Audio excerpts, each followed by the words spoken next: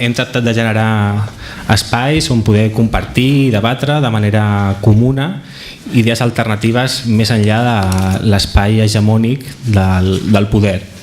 I amb aquesta intenció hem fet aquesta escola d'estiu d'enguany que hem titulat La realitat inventada del neoliberalisme. Ens hem basat en la idea del llibre de declaració de Hart i Negri, on posen de manifest la idea de que nosaltres, la gent, tenim la capacitat per generar les eines que ens permetin governar-nos a nosaltres mateixos, i també on parlen dels subjectes que aquest sistema depredador i egoista que és el capitalisme ha creat. Bé, amb aquesta idea us convidem a tots a participar, a difondre, a ser partíceps d'aquesta escola d'estiu que hem muntat amb molta il·lusió, que com deia comencem dilluns a les 6, al programa teniu tota la informació. També fora, a la taula, tenim una taula de llibres on ens podeu ajudar a finançar-nos, i també tenim un full on podeu apuntar el vostre correu electrònic si voleu rebre informació o participar de les feines que fem a diari. Bé, doncs per començar, avui ens acompanya Carlos Taibo, que ens parlarà de repensar l'autogestió y repensar la acción directa. Carlos, muchas gracias por estar nuevamente aquí. Gracias a vosotros y buenas tardes a todas y a todos.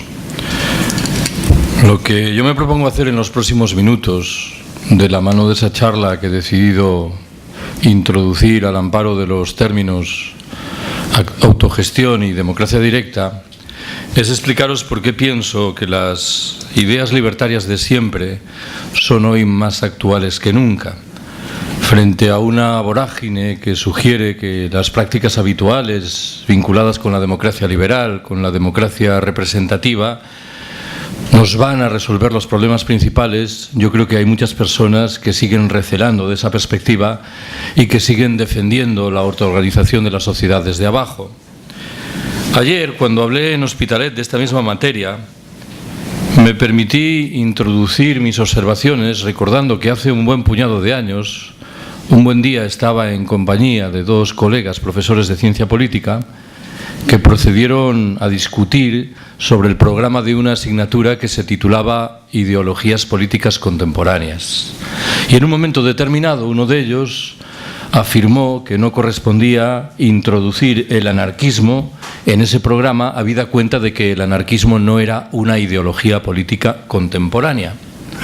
Yo, que hasta aquel momento no participaba de la conversación, me sentí en la obligación de hacerlo y aduje que, en efecto, a mi entender, el anarquismo no es una ideología política contemporánea, es una ideología política del futuro, o al menos lo es a los ojos de las personas que pensamos que el capitalismo se va adentrando a marchas forzadas en una etapa de corrosión terminal que nos conduce de manera irremisible al colapso y que obliga a reconsiderar la perspectiva libertaria tradicional que defiende la autoorganización de las sociedades desde abajo, desde la perspectiva de la autogestión, de la democracia y de la acción directas o del apoyo mutuo. Bueno, con la vista puesta en intentar justificar esta tesis general que acabo de enunciar, se me ocurre proponeros 7 reflexiones diferentes. ¿Qué dice la primera de ellas? En el uso habitual en las lenguas románicas, los adjetivos anarquista y libertario son sinónimos casi perfectos. Si yo hablo del movimiento libertario en Cataluña, me estoy refiriendo también al movimiento anarquista en Cataluña y viceversa. Me interesa, sin embargo, escarbar en algunas posibilidades que se derivan de esa afirmación de que son sinónimos casi perfectos. Ya sé que lo que vais a escuchar a continuación es un argumento discutible. Debo subrayar que no me interesa tanto la literalidad de los términos que voy a emplear como las realidades que pretenden retratar. Entenderé, forzando un poco los hechos, que un anarquista es alguien que ha leído a Bakunin y a Kropotkin y que se siente mal que bien identificado con las ideas correspondientes. Son lecturas muy respetables y muy recomendables, pero me interesa más escarbar en las posibilidades que ofrece el término alternativo libertario, que a mi entender tiene una condición ideológica mucho menor.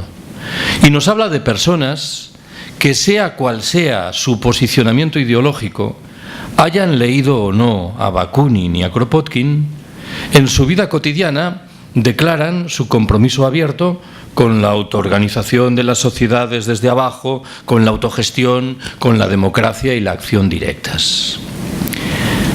Conté ayer en Hospitalet que hace algo más de 3 años decidí soltar por la red un artículo que se titulaba, si no mal recuerdo, por una alternativa libertaria y global. Me resulta sencillo explicar cuál era el cimiento de ese artículo. Era una reflexión de lo que yo considero que ocurre en el lugar en el que trabajo, la Universidad Autónoma de Madrid. Si alguien me preguntase cuál es la presencia libertaria o anarquista en mi universidad, respondería rápidamente que se reduce a la presencia de un pequeño grupo que opera desde hace años en una de las facultades de ciencias y que organiza unas jornadas libertarias que atraen a 20, 30 o 40 personas. Yo parto del convencimiento de que la presencia libertaria es mucho mayor que la que se revela al calor de la actividad de ese meritorio grupo. Que hay en mi universidad muchas más personas que se declaran firmes partidarias, repito la cláusula, de la autoorganización de las sociedades desde abajo, de la autogestión, de la democracia directa o del apoyo mutuo. Y en ese artículo sugería que tal vez había llegado el momento de que nos buscásemos y de que procurásemos hacer valer esas reglas del juego de una manera conjunta, algo que infelizmente hoy no sucede. Es verdad que 4 meses después de la difusión de ese texto apareció el movimiento del 15 de mayo, que a mi entender dio al traste de manera visible y afortunada con lo que yo había propuesto, en la medida en que reflejaba cómo había muchas personas que en las plazas, en las calles, llevaban a la práctica un proyecto libertario.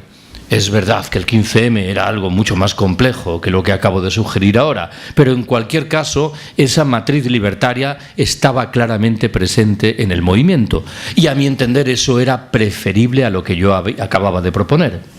Al fin y al cabo, lo que yo acababa de proponer era un nuevo cenáculo libertario, si así lo queremos, más amplio y más abierto que los anteriores, pero a años luz de lo que estaba proponiendo en las plazas el 15M. La tesis principal que intento extraer de lo que acabo de contaros es que entre nosotros en los últimos años hay un auge visible de las prácticas libertarias, algo que no necesariamente se ve acompañado de un auge paralelo de las organizaciones identitariamente anarquistas. Segunda observación que quiero haceros. La propuesta libertaria plantea inexorablemente una reflexión sobre la democracia. Debo confesaros que cada vez me siento más incómodo ante la palabra democracia.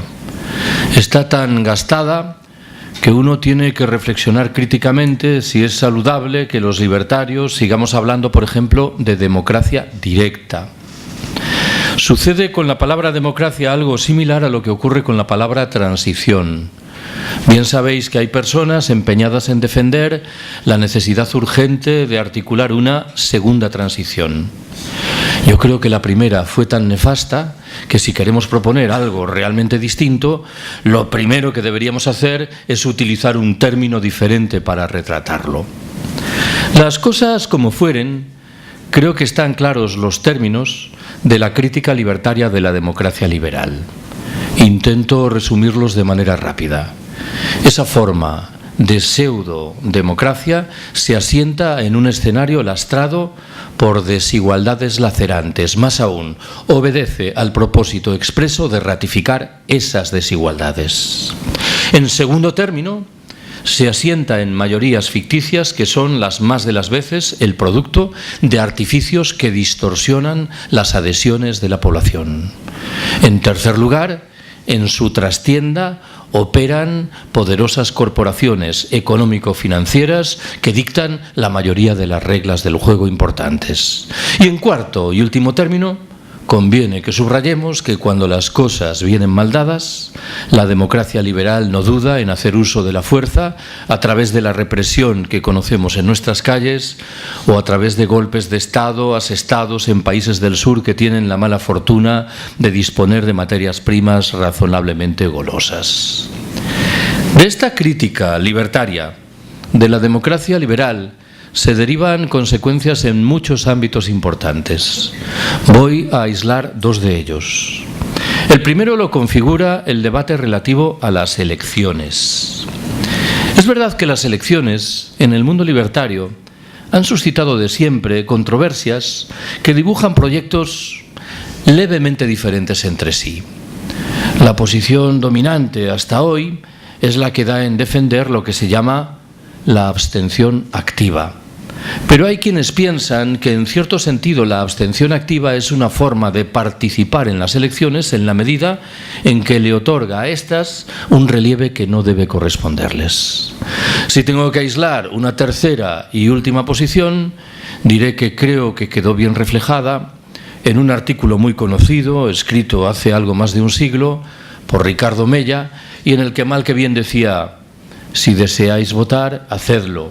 A mí lo que me preocupa, lo que deseo saber, es qué hacéis los 364 días restantes. No vaya a ser que caigamos en el vicio de concluir que vamos a modificar esta sociedad votando una vez cada 4 años. Ayer en Hospitalet me permití recordar que cuando pienso en las elecciones lo que me viene a la cabeza es una vieja viñeta del Hermano Lobo, que recogía 3 imágenes distintas. En la primera aparecía un responsable político que se dirigía a una masa anónima y preguntaba: ¿qué preferís, el caos o nosotros? En la segunda, la masa respondía al unísono: el caos, el caos. Y en la tercera reaparecía el dirigente político que afirmaba: pues os jodéis porque somos nosotros. En estas condiciones estoy en la obligación de enunciar la sospecha de que hay algo que pasa mal por la cabeza de gentes que son críticas radicales de la transición española, pero que no aciertan a atisbar el papel central que las elecciones han desempeñado de siempre al servicio de ese proceso de transición, de las instituciones por él perfiladas y de la ratificación de todos los mecanismos de poder y de jerarquía que conocemos. El otro gran debate que guarda alguna relación con la crítica libertaria de la democracia liberal es un debate muy español, el debate de la República. Yo ya sé que en el caso español lo de la República tiene una dimensión emocional diferente del que le corresponde en otros escenarios geográficos. No deseo ignorar que la irrupción de una república tendría, por lo demás, la virtud innegable de acabar con una institución lamentable como es la monarquía. Pero debo confesaros que no acierto a identificar ninguna otra virtud visible en un proyecto republicano. Me limitaré al respecto a recordar algo que bien sabéis. Nuestros vecinos, Portugal, Francia e Italia, son repúblicas. Y no creo que su escenario sea ni más ni menos edificante que el nuestro. Algo que me aconseja concluir que quien piense que la irrupción de una república va a resolver de manera poco menos que mágica todos nuestros problemas está equivocando y gravemente el diagnóstico.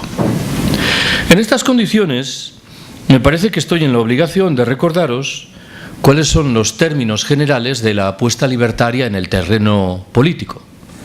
El primero de esos términos nos habla de la defensa de la democracia directa, de una democracia no delegativa, no representativa, que nos obliga a retener en nuestras manos, hasta donde sea posible, todas las capacidades de decisión.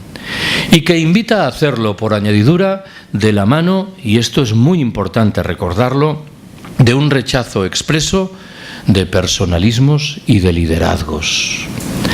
En un libro que tenéis ahí fuera, Repensar la anarquía, en un momento determinado reflexiono sobre una circunstancia lingüística que creo que tiene más miga de la que pudiera parecer. Os invito a recordar cómo la mayoría de las corrientes surgidas del pensamiento de Marx, no todas, pero la mayoría, se identifican con el nombre de una persona. Hablamos de marxismo, leninismo, trotskismo, stalinismo, luxemburguismo, castrismo, guevarismo o maoísmo. Este es un fenómeno completamente desconocido en el mundo libertario. Si yo dijese ahora que soy un anarquista kropotkiniano, creo que la abrumadora mayoría de quienes estáis aquí declararíais vuestra completa ignorancia en lo que respecta a lo que significa tal cosa. En el mundo libertario, repito la idea, no hay fórmulas que identifican escuelas y que nos obligan a hablar de personajes que justifican esas escuelas. En alguna ocasión habréis escuchado el término bakuninistas. Fue un término ideado en el siglo XIX por los detractores de los libertarios, no por estos últimos. La segunda gran oferta libertaria en este terreno es la acción directa. Una acción que no reclama, que rechaza las mediaciones externas y que exige de parte de quienes la desarrollan una plena capacidad de control de lo que hacen. En el buen entendido, por añadidura, de que están exigiendo que exista una correlación expresa entre los medios desplegados y los fines que se desea alcanzar. La tercera y última apuesta libertaria es lo que hoy llamamos autogestión. Digo hoy porque el término lo es de introducción relativamente reciente. Por lo que creo entender, se hizo valer con fortaleza a partir del Mayo francés de 1968. Pero conviene subrayar que el concepto existía desde mucho tiempo antes. Cuando uno escarba, por ejemplo, en las resoluciones de los sucesivos congresos de la CNT anteriores a 1936, descubre que el concepto de autogestión, no la palabra, estaba claramente presente. Cuando hablamos de autogestión, tendemos a identificar el término con el mundo del trabajo. Bien está que lo hagamos, pero nada nos obliga a restringir el uso de esa palabra al mundo del trabajo. Podemos imaginar perfectamente el despliegue de prácticas autogestionarias también fuera del mundo del trabajo. Este es un país en el que antes de 1936 existía una poderosa cultura autogestionaria que se manifestaba a través de un sinfín de proyectos. A menudo hablamos, bien lo sabéis, de las colectivizaciones libertarias en el campo aragonés o en la industria catalana en 1936 y 1937 durante la Guerra Civil. El término no es muy ajustado. En esas colectivizaciones había muchos afiliados de la UGT socialista, algo que quería decir, a mi entender, que el proyecto de la autogestión rompía las fronteras del propio mundo libertario para alcanzar otras cosmovisiones. Nuestro retroceso en este terreno en los últimos 35 años ha sido dramático. Permitidme que al respecto medio ironice. Si alguien se pregunta cuáles son los proyectos autogestionarios que han sido capaces de sacar adelante los dos sindicatos mayoritarios españoles, con centenares de miles de afiliados y recursos económicos razonablemente importantes, responderé que en los hechos se reducen a una modestísima agencia de viajes. Creo que esto retrata cabalmente la deriva del movimiento sindical, del movimiento obrero español. Tercera observación que quiero haceros. La propuesta libertaria tiene que serlo también inexorablemente anticapitalista. En más de una ocasión, en los años pasados, en esta misma escuela de verano, he llamado la atención sobre la conveniencia de distinguir el anticapitalismo del antineoliberalismo. Son dos cosas distintas. Uno puede ser un crítico radical del neoliberalismo por entender que es una versión extrema e indeseable del capitalismo, pero al mismo tiempo aceptar la lógica de fondo de este último. O bien puede ser al mismo tiempo un crítico del neoliberalismo y del propio capitalismo. Creo que esta segunda es la perspectiva común en el mundo libertario. También me he acogido en esta escuela de verano, en el pasado, a la idea de que debemos discutir hipercríticamente el lema que marca la consigna principal de lo que voy a llamar la izquierda tradicional en relación con la crisis en la que estamos inmersos. Ese lema lo que hace es reclamar la búsqueda de una salida social a la crisis. De nuevo, no es esta la perspectiva libertaria, que reivindica la búsqueda de una salida global, no de la crisis, sino del capitalismo como un todo. Quienes piensen que nuestra tarea principal consiste en regresar al año 2007, antes del inicio de la crisis financiera, para reconstruir nuestros maravillosos estados del bienestar, me parece que tiene una visión miope de nuestras tareas en el mundo y repito argumentos que ya he esgrimido de un capitalismo en corrosión terminal que se aproxima al colapso. Una perspectiva anticapitalista tiene que seguir colocando en primer plano el concepto de lucha de clases, en el buen entendido de que es verdad que el significado de ese concepto ha ido cambiando con el paso del tiempo. Me limito a rescatar al respecto uno de los debates principales, el relativo a lo que ha ocurrido con la clase obrera, o, no es exactamente lo mismo, pero dejémoslo ahí, con la clase trabajadora. Ayer en Hospitalet sugerí que debíamos alejarnos de dos tentaciones que nos asaltan al respecto.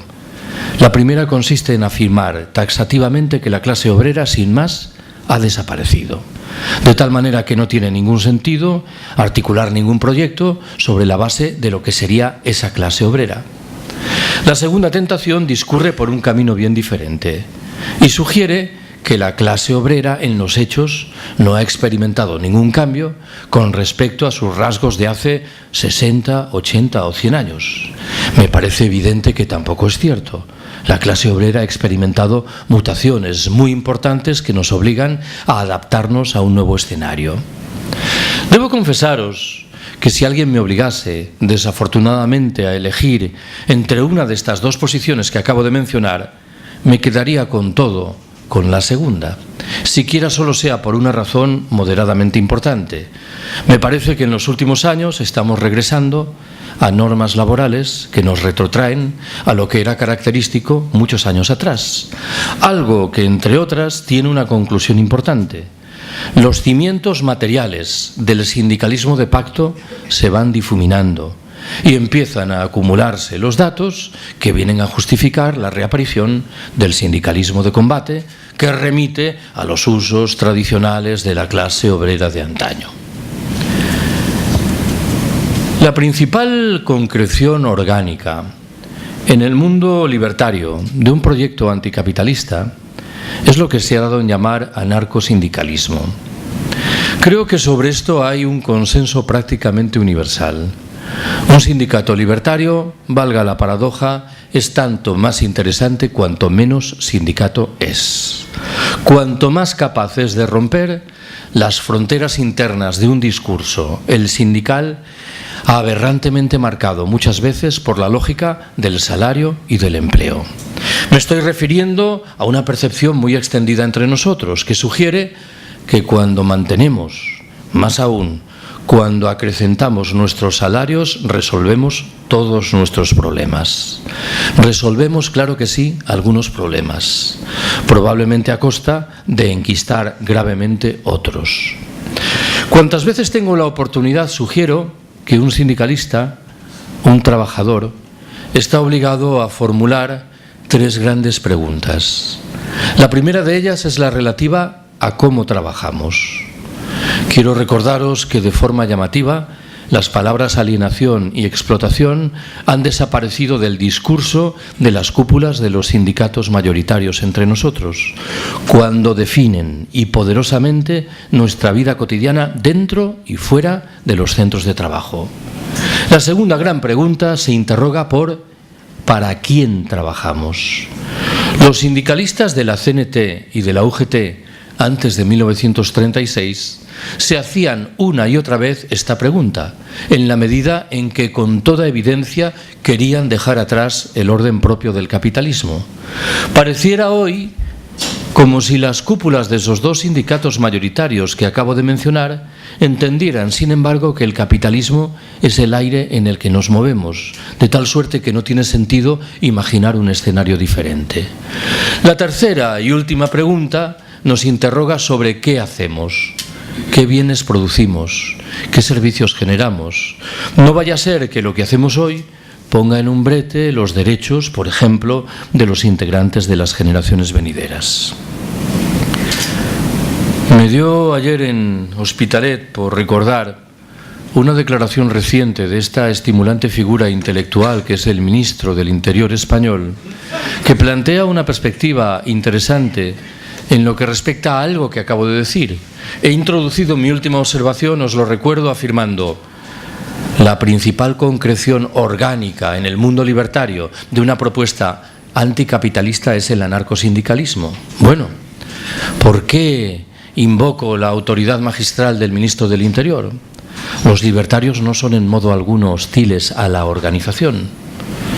Cualquiera que conozca mínimamente, y en esta ciudad no os queda más remedio, lo que hacía la CNT antes de 1936, convendrá inmediatamente en que era una fuerza sindical hiperorganizada. Los libertarios lo que rechazan no es la organización, sino las formas coactivas de organización, que es algo muy diferente. Bueno, como os veo muy expectantes, supongo que queréis saber qué es lo que dijo el ministro del Interior español.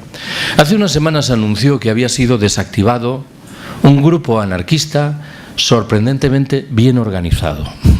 Algo que creo que retrata bien la percepción profundísima que de estas honduras ideológicas tienen nuestros gobernantes.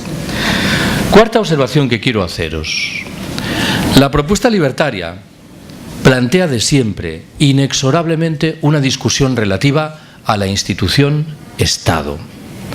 También en este caso me siento en la obligación de llamaros la atención sobre dos tentaciones que conviene rehuir.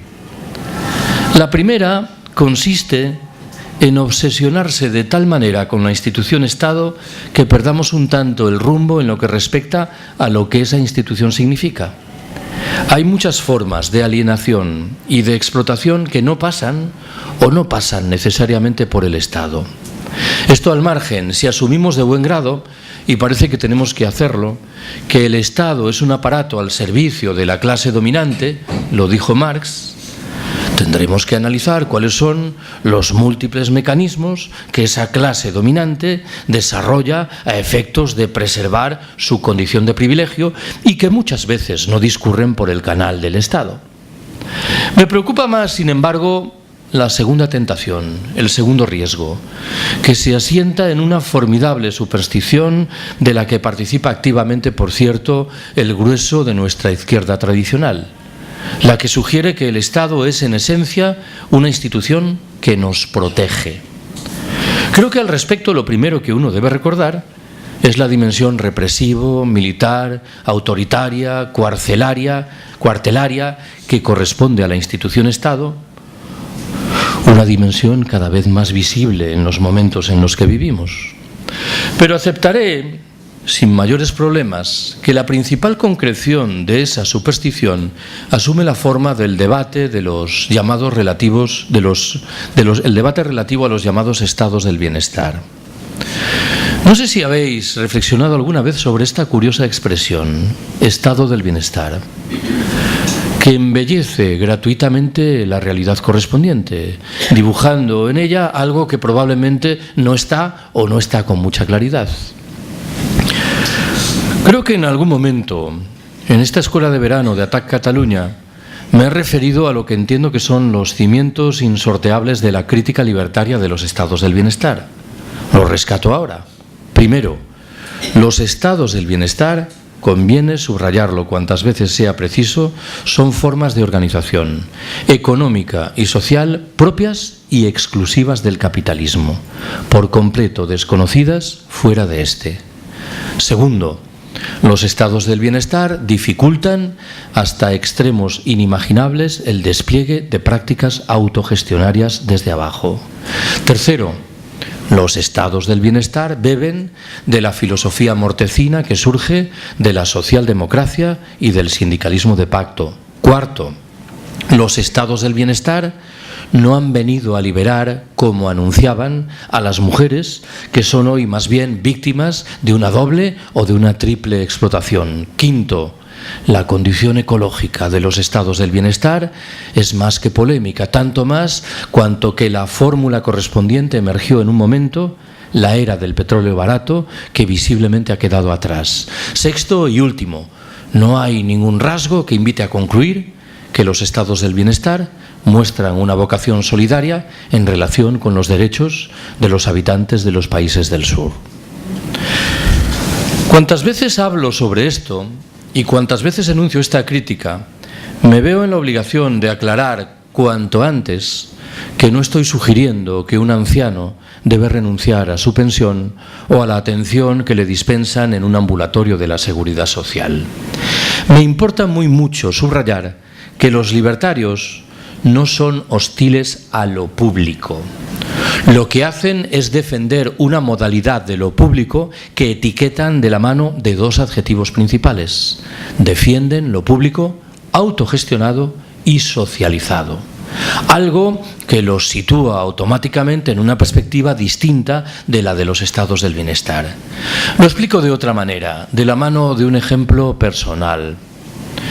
He recordado muchas veces que hace unos años, tal vez media docena, se produjeron movilizaciones estudiantiles para contestar la llamada Ley Orgánica de Educación, la LOE.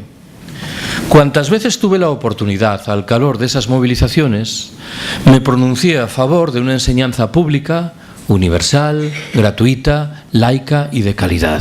Pero un buen día, mientras enunciaba esta retahíla, me vino a la cabeza el recuerdo de que cuando yo era un estudiante universitario, hace muchísimos años, criticábamos agriamente la enseñanza pública porque entendíamos que era un mecanismo central de reproducción de la lógica del capital.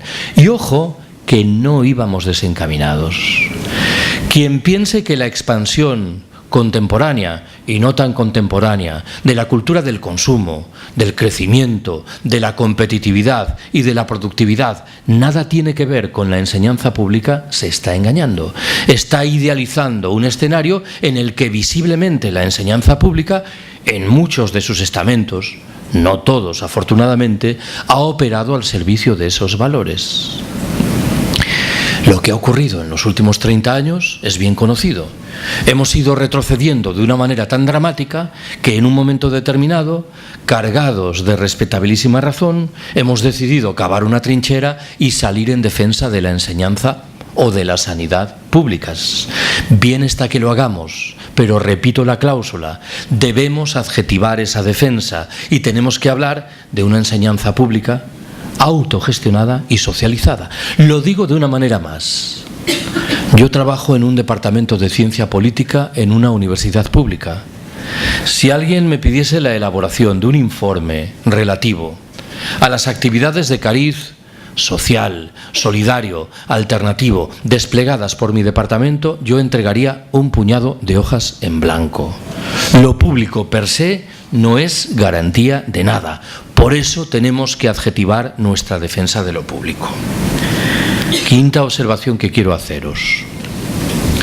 Es frecuente que cuando alguien defiende la democracia directa, se plantee un contraargumento que mal que bien dice: eso de la democracia directa es muy bonito, pero infelizmente resulta inaplicable en sociedades complejas como las nuestras. ¿Cuál entiendo yo que debe ser la réplica formulada ante este contraargumento? No estamos defendiendo solo la democracia directa. Estamos postulando una transformación radical de nuestras sociedades que en una de sus dimensiones obedece al propósito de facilitar la introducción, la entronización de fórmulas de democracia directa. Si tengo que retratar mi percepción de cuál debe ser la condición de esa transformación radical, me serviré de 5 verbos: decrecer, desurbanizar, destecnologizar, despatriarcalizar y descomplejizar. En alguna ocasión, en esta escuela de verano, me he referido a la propuesta del decrecimiento. Me limito ahora a rescatar los que considero que son sus rasgos principales. Si vivimos en un planeta con recursos limitados, no parece que tenga mucho sentido que aspiremos a seguir creciendo ilimitadamente, tanto más cuanto que hemos roto de manera visible delicados equilibrios. Quiero recordaros que la huella ecológica española es de 3,5. ¿Qué significa esto? Significa que para mantener las actividades económicas hoy existentes en el Estado español precisamos 3,5 veces su territorio. ¿Cómo se resuelve este problema? A través de una presión inaudita ejercida sobre los derechos de los integrantes de las generaciones venideras y a través de una presión no menos inaudita desarrollada sobre los derechos de muchos de los habitantes de los países del sur. En el norte opulento estamos obligados a reducir nuestros niveles de producción y de consumo, a rebajar la presencia de sectores como la industria automovilística, la de la aviación, la de la construcción, la industria militar, como no, o la industria de la publicidad. Pero al margen de lo anterior, tenemos que apostar por la introducción de principios y de reglas muy diferentes de los que hoy aplicamos. Tenemos que recuperar la vida social, que hemos ido dilapidando, absorbidos como estamos por la producción, el consumo y la competitividad. Tenemos que apostar por fórmulas de ocio creativo no vinculadas con el dinero. Tenemos que repartir el trabajo, una vieja demanda sindical que infelizmente fue muriendo con el paso del tiempo.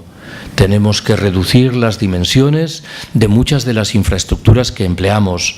Tenemos que recuperar la vida local en un escenario de reaparición de fórmulas de democracia directa y de autogestión o, en fin, y en el terreno individual, tenemos que defender la sobriedad y la sencillez voluntarias. Más fácil es explicar el significado del segundo verbo que invoqué, desurbanizar, o si quiero decirlo de otra manera, re-ruralizar nuestras sociedades. Bien sabéis que hace 60, 80, 100 años, muchos de los habitantes de nuestras zonas rurales decidieron abandonarlas para buscar las ciudades en la medida en que interpretaban, con argumentos respetables, que en el medio urbano se vivía mejor. Creo que hoy empezamos a asistir incipientemente a un proceso de signo contrario, de tal manera que cada vez hay más personas que entienden que la recuperación de niveles mínimamente saludables de vida implica restaurar muchos de los elementos de sabiduría popular y de vida característicos del medio rural. En cualquier caso, creo que las personas que están honestamente preocupadas por el colapso que probablemente se avecinan, saben que la única de las soluciones palpables a muchos de los problemas vinculados con el colapso es la que pasa por la reconstrucción de esos elementos de sabiduría y de vida rural. Muchas veces he dicho que el tercero de los verbos empleados, lo de destecnologizar, incorpora cierta dimensión de provocación. Si tengo que enunciar el argumento con mayor mesura, diré que me parece que sobran las tesis que nos invitan a analizar con mucha prudencia las tecnologías que se nos ofrecen y a discutir su presunta condición emancipatoria. Probablemente aquí mismo me he referido en más de una ocasión a la obra infelizmente no traducida entre nosotros en lo que respecta a lo que ahora me voy a referir del principal teórico de lo que se llama el anarcoprimitivismo, John Searson. John Searson es un pensador desmesurado y su riqueza y su gracia está en su desmesura. Searson afirma que todas las tecnologías creadas por el capitalismo llevan por detrás la impronta de la división del trabajo, de la jerarquía y de la explotación. Es un argumento serio que merece ser escuchado, aunque conviene de nuevo utilizarlo prudentemente, porque acaso nos conduciría a muchos callejones sin salida. Mi recomendación, la que acabo de formular, es que sopesemos hipercríticamente las tecnologías que se nos imponen y que no deduzcamos de manera precipitada que solo exhiben ventajas. El ejemplo que propongo siempre al respecto es el de Facebook. Esta maravillosa tecnología que nos aconseja concluir que hemos acrecentado sensiblemente nuestra vida social habida cuenta de que tenemos 5.000 amigos. Bueno, A 4.986 de esos amigos no los vamos a conocer nunca. Y no digo que esto sea un inconveniente, tal vez es una ventaja.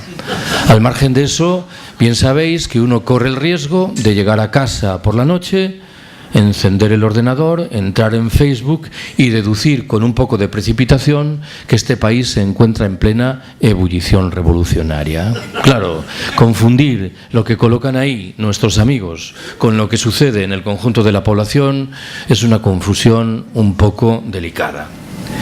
He hablado, en cuarto término, de la urgencia de despatriarcalizar nuestras sociedades. He tardado bastante tiempo en aprender a pronunciar este verbo, pero lo he conseguido ya de manera razonable, como habéis podido apreciar. Muchas veces he dicho que, a mi entender, hay una diferencia subterránea, no fácilmente perceptible, entre la visión libertaria del mundo y la que promueven la mayoría de las corrientes de la izquierda tradicional.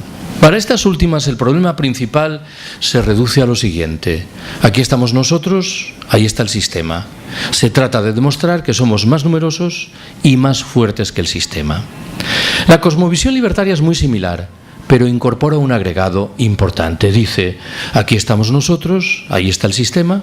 Se trata, en efecto, de demostrar que somos más fuertes y más numerosos que el sistema. Pero en momento alguno podemos olvidar que formamos parte de ese sistema que queremos echar abajo, de tal manera que de forma muy consistente la lógica de lo que rechazamos influye de manera muy poderosa en nuestra conducta. ¿Por qué cuento esto y lo vinculo con lo de la despatriarcalización? Dentro de unos minutos voy a defender la creación de espacios autónomos desde la doble perspectiva de la autogestión y de la desmercantilización de todas las relaciones. Bueno, no hablo ahora de algo que puede ocurrir, me refiero a algo que ya sucede. Conozco los ejemplos de muchos de esos espacios que, en efecto, han progresado visiblemente por el camino de la autogestión y de la desmercantilización, pero que reproducen incólumes, sin cambiarlas, las reglas de la sociedad patriarcal y ratifican un escenario de permanente marginación en todos los terrenos, materiales como simbólicos, de las mujeres. Al margen de lo anterior, quiero recordaros que muchos de los problemas tradicionales que acosaban a las mujeres siguen sin resolverse. He hablado muchas veces de eso que se da en llamar feminización de la pobreza. El dato a mí me sigue pareciendo escalofriante. El 70% de los pobres que hay en el planeta son mujeres. Permitidme que lo subraye. No estoy hablando de un escenario en virtud del cual habría un 52% de mujeres pobres enfrentado a un 48% de varones pobres. Me estoy refiriendo a la alarmante distancia que separa un 70% de un 30%. He hablado, este era en fin el último verbo, de la necesidad de descomplejizar nuestras sociedades. Hemos aceptado sociedades cada vez más complejas, con el correlato muy delicado de que cada vez somos más dependientes, menos independientes. Mi buen amigo Ramón Fernández Durán, que falleció hace algo más de 3 años, nos legó 2 libros casi póstumos en los cuales repetía machaconamente una idea que mucha relación guarda con esto de la descomplejización. Decía: muchos de los desheredados del planeta, habitantes de los países del sur, se encuentran paradójicamente en mejor posición que la nuestra para hacer frente al colapso que se avecina. ¿Por qué? Viven en pequeñas comunidades humanas. Han mantenido una vida social mucho más rica que la nuestra. Han preservado una relación mucho más fluida con el medio natural. Y en último término son, paradójicamente, mucho más independientes de lo que lo somos nosotros. Imaginad, y no hace falta gran esfuerzo para hacerlo, que a un espacio geográfico como el nuestro dejan de llegarle los suministros de petróleo. Todo esto se desmorona de la noche a la mañana, algo que configura un riesgo ingente que, creo yo, nos obliga a descomplejizar radicalmente nuestras sociedades. Sexta y penúltima observación que quiero haceros. Me veo en la obligación de retomar algunos conceptos que a buen seguro manejé en años anteriores aquí mismo en la Escuela de Verano de ATAC Cataluña. He subrayado muchas veces que hace unos años cayó en mis manos un libro publicado en Francia y en cuyo propio título el autor subrayaba lo que entendía que eran semejanzas muy notables entre la crisis del año 1929 y la del momento presente. Cuando este ensayista francés acometía esa comparación, a buen seguro que en modo alguno deseaba transmitirnos un mensaje tranquilizador. No olvidéis que la crisis de 1929 estuvo en el origen del asentamiento de los fascismos en la Europa del decenio siguiente. Estuvo, si así lo queremos, en el origen de la propia Segunda Guerra Mundial. Yo tengo, sin embargo, la impresión de que el diagnóstico, la comparación, quedan un tanto cojos. ¿Por qué? Nos hemos acostumbrado a utilizar la palabra crisis en singular para identificar la modulación financiera del fenómeno. Y con demasiada frecuencia olvidamos que en la trastienda operan otras crisis, ahora en plural. ¿En qué estoy pensando?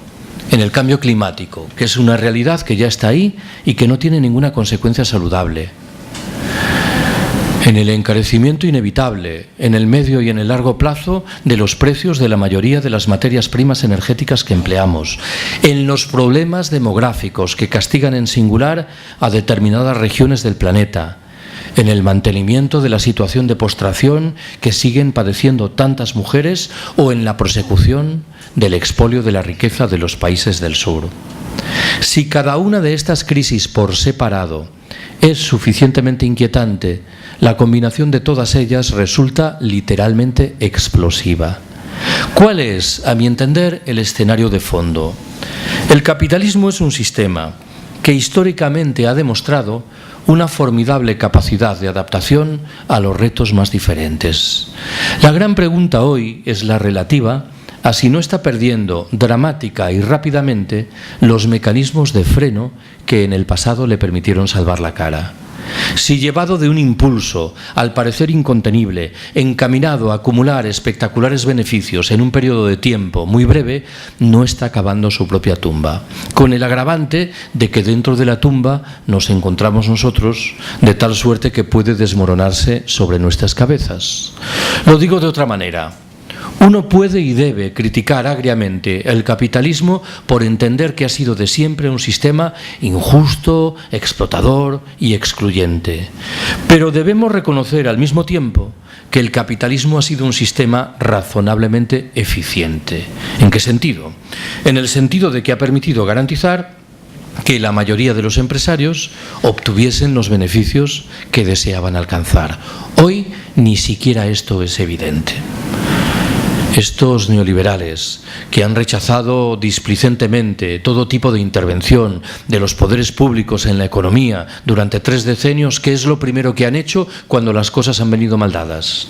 Coger el teléfono y demandar las ayudas preceptivas de ministerios, consejerías o ayuntamientos. ¿Qué mejor indicador de pérdida de eficiencia? La propia imprevisión con la que el capitalismo obsequia a la crisis ecológica, al cambio climático, al agotamiento de las materias primas energéticas, creo que nos emplaza delante de la conclusión de que el sistema se adentra en una etapa de corrosión terminal. Permitidme que explique esto con un poco de detalle. Yo comprendo perfectamente que cuando alguien habla de la corrosión terminal del capitalismo, el escepticismo se extienda de la mano de argumentos del tipo: esto lo hemos escuchado muchas veces en el pasado. Me temo que el escenario del momento presente es suficientemente singular para prestar atención. Si uno concentra toda su atención en la dimensión financiera de la crisis, es legítima la conclusión de que el sistema va a salir adelante. Tampoco me parece particularmente evidente, pero en cualquier caso es una conclusión legítima. Si uno amplía, sin embargo, la óptica de su visión para incorporar las otras crisis que acabo de mencionar, la conclusión tiene que ser por fuerza muy diferente. Quiero recordaros al respecto, de manera muy sucinta, que hay un consenso abrumador en la comunidad científica internacional en lo que respecta al hecho de que es inevitable que la temperatura del planeta suba como media por encima de 2 grados con respecto a los niveles de 1990, momento a partir del cual el proceso se desboca sin que sepamos a dónde conduce. Hay un consenso no tan abrumador, pero muy amplio en lo que se refiere a que el pico del petróleo ya ha quedado atrás, de tal manera que vamos a asistir a un inexorable proceso de reducción de la oferta de petróleo, inevitablemente acompañado de subidas espectaculares en los precios. Creo que resulta extremadamente llamativo que el sistema capitalista apenas esté articulando respuestas ante estos dos retos ingentes que dibujan un escenario completamente diferente del de 1929. Ojo con esto. En 1929, el problema de los límites medioambientales y de recursos no tenía mayor relieve. En su caso, exhibía alguna dimensión menor. Estoy obligado, con todo, a tirar una piedra sobre mi propio tejado y a desmentir parcialmente algo que acabo de afirmar. Con toda certeza, en el pasado, en esta misma escuela de verano, me he referido en alguna ocasión a un libro cuya lectura os recomiendo encarecidamente. Es un libro de un periodista alemán llamado Karl Ameri. Se titula Auschwitz, comienza el siglo XXI, entre signos de interrogación. La tesis principal que maneja Ameri en esa obra dice que estaríamos muy equivocados si concluyésemos que las políticas que abrazaron los nazis alemanes 80 años atrás remiten a un momento histórico singularísimo, coyuntural y por ello afortunadamente irrepetible. Ameri nos exhorta antes bien a estudiar en detalle esas políticas. ¿Por qué? Porque bien pueden reaparecer en los años venideros, no defendidas por ultramarginales grupos neonazis, sino postuladas por algunos de los principales centros de poder político y económico, cada vez más conscientes de la escasez general que se avecina y cada vez más firmemente decididos a preservar esos recursos escasos en unas pocas manos en virtud de un proyecto de ecofascismo, de darwinismo social militarizado. Hay una palabra que falta y llamativamente en el discurso de nuestros responsables políticos. Me refiero a la palabra colapso. En los circuitos en los que yo me muevo, la discusión sobre el colapso provoca de siempre dos reacciones diferentes. La primera es crudamente realista y nos dice: no nos queda más remedio que aguardar a que llegue el momento del colapso, porque será la única manera de que la abrumadora mayoría de nuestros conciudadanos tomen nota de los deberes que tienen por delante. Esta perspectiva es crudamente realista, pero al mismo tiempo resulta profundamente desalentadora. No nos engañemos. El colapso se traducirá, por definición, en una multiplicación espectacular de los problemas y en una reducción paralela de nuestra posibilidad de resolverlos. La segunda de las respuestas es la mía y la de tantas otras personas. Y nos dice, un tanto voluntaristamente, que tenemos que apostar con urgencia por salir del capitalismo. Y que para hacerlo, lo que está al alcance de nuestra mano hoy es perfilar espacios autónomos en los cuales apliquemos reglas del juego diferentes de las que se nos imponen desde la doble perspectiva de la autogestión y de la desmercantilización de todas las relaciones. Estoy pensando en lo que significan los grupos de consumo, las ecoaldeas, las cooperativas integrales, las formas de banca ética y social o el incipiente movimiento de trabajadores que en régimen autogestionario cooperativo se hacen con el control de empresas que están al borde de la quiebra. He dicho muchas veces que tengo buena relación personal, pero muchas disidencias con respecto a nuestros economistas socialdemócratas de bandera, que llevan años defendiendo, como sin duda sabéis, la urgencia de crear, por ejemplo, una banca pública. Estoy obligado a formular al respecto una pregunta insidiosa. ¿Cuántos años podemos aguardar a la gestación de una banca pública? Ojo que lo del colapso no es para dentro de un siglo o de siglo y medio. Si uno escarba en la literatura especializada, Hay muchos pronósticos que sugieren, son claro que sí, polémicos y controvertidos, que 20 años bien puede ser una etapa interesante para determinar el tiempo que nos queda antes del colapso. Bueno, repito la pregunta: ¿cuánto tiempo podemos aguardar a la gestación de una banca pública? ¿Y qué efecto tendrá la gestación de una banca pública en términos de anulación de los riesgos del colapso? ¿Cuántos años habrán de discurrir para que Izquierda Unida, Esquerra Republicana de Cataluña o Podemos se hagan con las mayorías preceptivas en los parlamentos? ¿Y qué será de estas fuerzas políticas cuando disfruten de las mayorías preceptivas en los parlamentos? Que es otra pregunta interesante que conviene hacerse. En esas condiciones, el viejo proyecto libertario de la autogestión generalizada, desde la perspectiva de la confrontación con el sistema, no del abandonismo, y desde la perspectiva de la federación de esas iniciativas, me parece que es mucho más realista que las monsergas que surgen de los economistas socialdemócratas. Séptima y última observación, a manera de dos conclusiones muy rápidas. Hay una crítica vertida sobre el mundo libertario que merece ser escuchada porque plantea un problema real.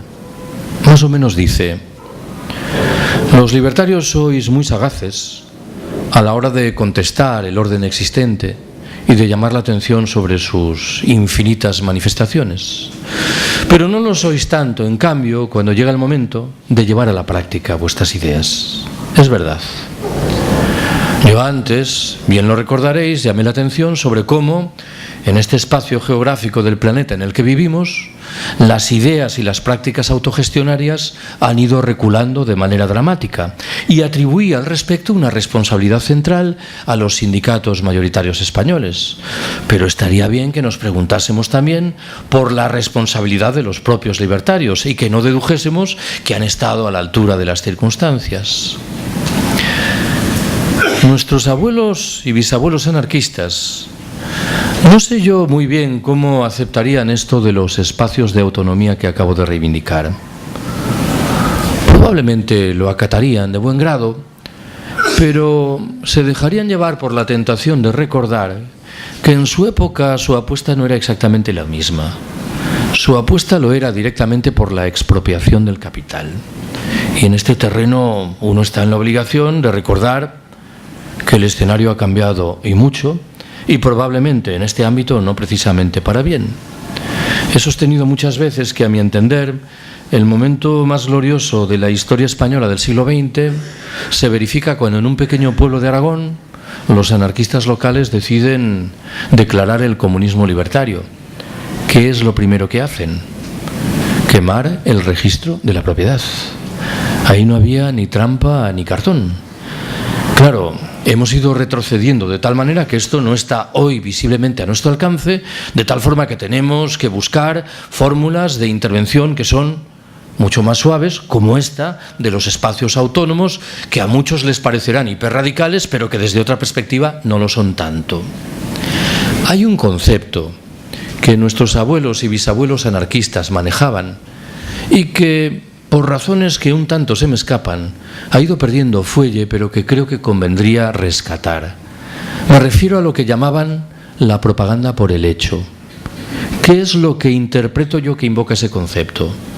Lo que nos estaban diciendo era, bueno, organizar conferencias está bien, publicar revistas y editar libros también, convocar manifestaciones es muy respetable, pero lo mejor que podemos hacer es intentar llevar a la práctica materialmente nuestras ideas en el orden económico y social. Demostrar que somos realmente capaces de construir una sociedad paralela. Eso será mucho más fructífero en términos de expansión de las ideas y de las prácticas que todo lo que hacemos nosotros, no nos engañemos, en un momento como el presente. ¿Cuál es la segunda conclusión que anunciaba? Ayer en Hospitalet afirmé taxativamente que me encuentro inmerso en una lucha sin cuartel contra los proyectos realistas. Solo estoy dispuesto a defender aquellos proyectos que son orgullosamente no realistas. La transición española, durante mucho tiempo tan idolatrada y hoy afortunadamente objeto de un cuestionamiento frontal, no es sino una ejemplificación cabal de lo que significa el realismo. Tanto realismo se ha traducido en dos grandes partidos que se turnan en el gobierno y que hacen sustancialmente lo mismo, en dos cúpulas sindicales que no se oponen a nada, y en una plétora de medios de comunicación que repiten incansables las mismas monsergas. Hay una frase muy sonora y un poco descortés de Bernanos, nunca he sabido si se dice Bernanos o Bernanos, se pronuncia la S, de Bernanos, el escritor, el novelista católico francés, que creo que retrata bien el espíritu de lo que intento transmitiros. La frase dice: el realismo es la buena conciencia de los hijos de puta. Supongo que se entiende el significado de la expresión. Cuando escuchéis a alguien, no siempre, pero las más de las veces, que dice: esto que decís es muy bonito, pero desgraciadamente la realidad impide llevarlo a la práctica, examinar en detalle si esa realidad que invocan obedece a reglas naturales, insoslayables, o por el contrario, como me temo, es la realidad que ellos mismos han desplegado en provecho obsceno de la defensa de sus intereses.